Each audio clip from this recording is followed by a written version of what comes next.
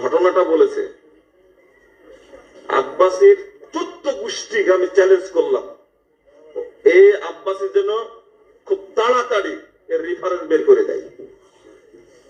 আমি বললাম যে প্রত্যেকটা কথাই মিথ্যা কথা বলে, আল্লাহ যেন হেদায়েত দান করে। ওটা আহলে হাদিসদের রক্ত এখনো দেহের মধ্যে আছে।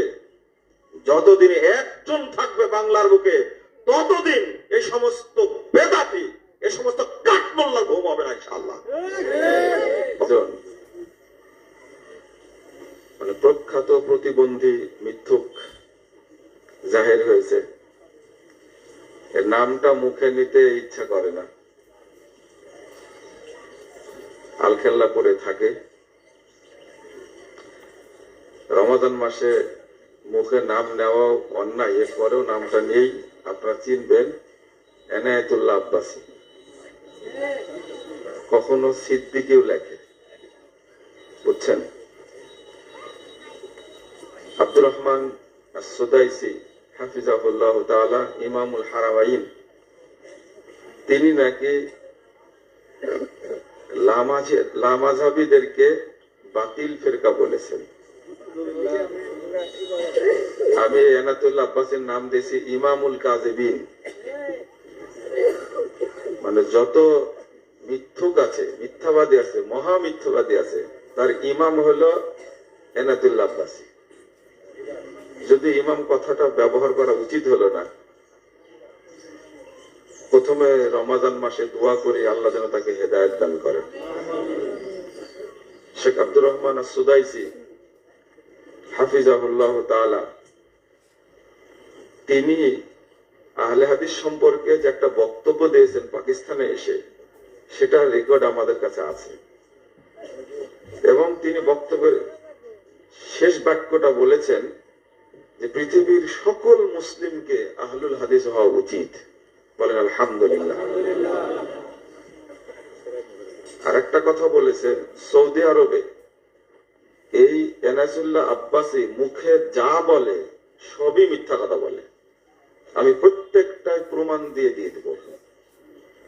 সে যে ডক্টর লেখে, যদি ওর মাজায় বল থাকে, সে যেন তার ডক্টরের ডিগ্রি সার্টিফিকেটটা যেন নেটে দিয়ে দেয় যে আমার সার্টিফিকেট আছে। মাজার যদি বল থাকে, ডক্টরের ডিগ্রি নিয়ে সে তামাশা করে আর মানুষের সামনে এসে মুখ দেখায়। আমি আব্বাসীকে বলবো, এখন থেকে তুমি বোরকা পরবা। বোরকা বোঝেন? ওর চেহারা যেন মুসলিম উম্মাহ না দেখে। আহলে হাদিসদেরকে তৈরি করেছে ইংরেজরা। এই কথাগুলো আমি না বললে তো আমাদের বড় শেখ বলতে পারবে না। আমরা ছোটখাটো মানুষ।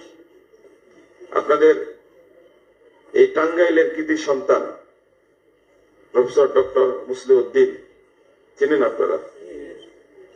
বাংলাদেশ জমিয়ত আহলে হাদিসের বাইপাইলের আন্তর্জাতিক মহাসম্মেলনে আল্লামা আব্দুল্লাহ আল কাফি আল কুরাইশি রাহিমাহুল্লাহকে যেভাবে উপস্থাপন করেছেন,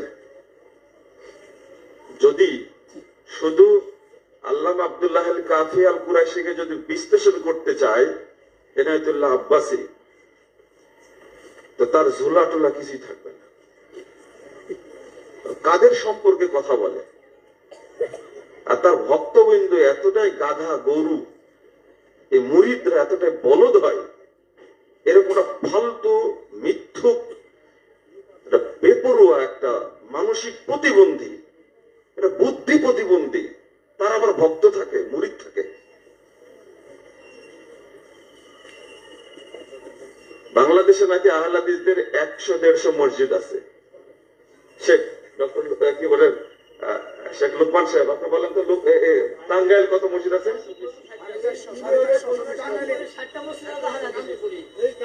এই কাঞ্চনপুর এলাকাতে কয়টা মসজিদ? 60টা মসজিদ আছে। টাঙ্গাইলে কতটা আছে? 400-র উপরে মসজিদ আছে টাঙ্গাইলে। কত বড় মৃত্যু হতে পারে? আমি কথাগুলো কেন তুলছি, মানে মহাসম্মেলনের সবচেয়ে আহলে হাদিসদের সবচেয়ে বড় ভূমিকা পালন করে, উপস্থিত হয় এই টাঙ্গাইল জেলা থেকে। এই জন্য আমি এই জেলাকে আন্তরিকভাবে ধন্যবাদ জানাই। আহলে হাদিসরা মানে ইংরেজদের তৈরি।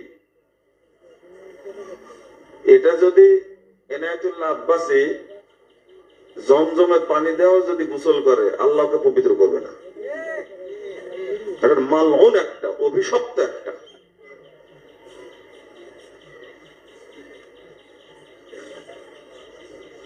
যদি তওবা না করে, কথাই কথা আহলে হাদিসদের কাফের বলে। খালেদ মহিউদ্দিন সাহেব এটা জেনারেল শিক্ষিত মানুষ, এটা জেনারেল শিক্ষিত মানুষ। সে বারবার খুঁচায় বলার চেষ্টা করছে। আমি মনে করি ধর্মীয় জ্ঞান এই ভণ্ড আব্বাসীর চেয়ে খালেদ মহিউদ্দিনের বেশি আছে। সেই যোগ্যতাটুকু নাই।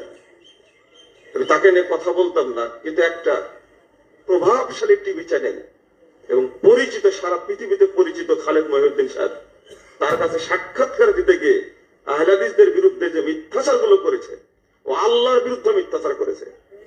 ওর মধ্যে একটা হাদিস বলতে চেয়েছে যে খন্দকের যুদ্ধে যে সালাত দেরি হলে পড়লো, আল্লাহ রাব্বুল আলামিন বললেন যে তুমি উহুদের যুদ্ধে দাঁত ভাঙ্গার কারণে বদদুয়া করলে না, আর নামাজ দেরিতে হওয়ার কারণে বদদুয়া করলে। এর কারণটা কি? যে ঘটনাটা বলেছে, আব্বাসীর 14 গোষ্ঠীকে আমি চ্যালেঞ্জ করলাম, এই আব্বাসী যেন খুব তাড়াতাড়ি এর রেফারেন্স বের করে দেয়। আমি বললাম যে প্রত্যেকটা কথাই মিথ্যা কথা বলে, আল্লাহ যেন হেদায়েত দান করে। ওটা আহলে হাদিসদের রক্ত এখনো দেহের মধ্যে আছে। যতদিন একজন থাকবে বাংলার বুকে, ততদিন এই সমস্ত বেদাতি, এই সমস্ত কাঠমোল্লার ঘুম হবে না ইনশাআল্লাহ। অত সহজ নয়। আহলে হাদিসদের ইতিহাস, ঐতিহ্য নিয়ে কথা বলতে হলে তোমাকে হিসাব করে কথা বলতে হবে। দেখেন, বহু আগেই বলেছিলাম এই কাঠমোল্লার সাথে যেন কথা না বলা হয়, বহু আগেই বলেছিলাম। আজকে গর্বের সাথে সে বলছে, প্রফেসর ডক্টর আসাদুল্লাহ গালিব সাহেবের ছেলে তার সাথে কথা বলেছে, আব্দুল রাজ্জাক মিজদের ব্যাপারে এত কুচ্ছা রটনা করেছে। মিজানুর রহমান আজহারি তাকেও কাফের বলে। গর্বিত ইসলামিক ফাউন্ডেশনকে ধন্যবাদ জানাই, যারা এই কাজটা করেছেন তাদেরকে মুবারকবাদ জানাই। সারা দেশে এইটা নিয়ে অনেক দ্বন্দ্ব হয়েছে। এসপি সাহেবের সাথে বসেছি, ডিসি সাহেবের সাথে বসেছি, কাউকে বুঝানো যায়নি। 33 বছর পরে এই হকটা তারা বুঝলো। যে বলছেন আমাদের ধর্ম উপদেষ্টা, খুব যোগ্য মানুষ, প্রফেসর ডক্টর আহমদ খালেদ হোসাইন, তিনি বলছেন যে অলস টাইম যে 3 মিনিট, ইফতারের মূল সময়ের সাথে যোগ করে কয় মিনিট? 3 মিনিট। সাহারিতেও যোগ করে 3 মিনিট। এই অলস টাইমটা তারা বাদ দিয়ে, এবং আরেকজন হলেন ডিজি, তিনি বলছেন টাইম হবে, আদান হবে, এটাই মানে সূর্য অস্তের টাইম, এটাই ইফতার। আমরা হতাশ নই। এই কাবায় 4 মুসাল্লা পরিচালিত ছিল, 656 বছর প্রচলিত ছিল 4 মুসাল্লা। একটা হানাফি মুসাল্লা, একটা শাফি মুসাল্লা, একটা ছিল মালিকি মুসাল্লা, একটা আহমদ বিন হাম্বলের মুসাল্লা। আহলে হাদিসদের মাথায় ছিল, আরে বেটা 4 মুসাল্লা কায়েম হলো, তো মুহাম্মদ সাল্লাল্লাহু আলাইহি ওয়াসাল্লামের মুসাল্লা কই ছিল? মুহাম্মদের মুসাল্লা ছিল? আহলুল হাদিসরা কোনদিন এই 4 মুসাল্লাকে মেনে নেয়নি, অথচ চালু ছিল কত বছর? কাবায় চালু ছিল, আহলে হাদিসরা 5 পয়সা দাম দেয়নি। এই বিশ্বকাপ আমি বছরের পর বছর চালু ছিল, কিন্তু আহলে হাদিসগণ এটাকে এর বিরুদ্ধে বলে আসছে, জাল তারাবি বলে আসছে। এটা আজকে উঠে গেছে। ভাই, আপনাদের চুলকানি শুরু হয়েছে, তাই না? কেন উঠে গেছে? যান, খুব গণসংযোগ করেন, আবার 20 টাকা চালু করেন। চালু হলেও কি আহলে হাদিসদের কোনো যায় আসে? কোনো যায় আসে? এত দিন যাবত 20 টাকা চলছিল, আহলে হাদিসরা কাবায় চালু ছিল, মদিনায় চালু ছিল, এই জন্য কি 20 রাকাতকে কোনোদিন জায়েজ বলেছে? এরাই আহলে হাদিস। তোমরা আব্বাসী, তোমার তো কোনো হিসাবই করে না আহলে হাদিসরা। যেখানে মক্কাই চালু থাকলে হিসাব। মুন্সি আহলে হাদিসদের ব্যাপারে কথা বলে, আমি আবারও বলছি আল্লাহ যেন তাকে হেদায়েত দান করে। এত বড় মিথ্যুক হয় কি করে? ওই জন্য বললাম ইমামুল কাযিমিন আজকে বলে দিছে।